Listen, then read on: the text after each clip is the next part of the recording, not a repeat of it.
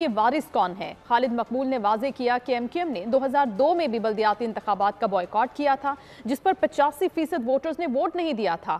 ہم تو 2002 میں بھی جماعت اسلامی کو نظامت کی خیرات دے چکے تھے۔ مصطفیٰ کمال نے کہا کہ ہم نوکری کی تلاش کرنے والے نوجوان بنا رہے ہیں، نوکری دینے والا نہیں۔ نوجوان کو اعلیٰ تعلیم دلوانے سے متعلق اقدامات اٹھانے کی ضرورت ہے۔ غیر قانونی ہائیڈرنٹس بنا کر ہمارا پانی ہمیں بیچا جا رہا ہے۔ ایم کیو ایم اس شہر کی بہتری کے لیے کام کرنا چاہتی ہے۔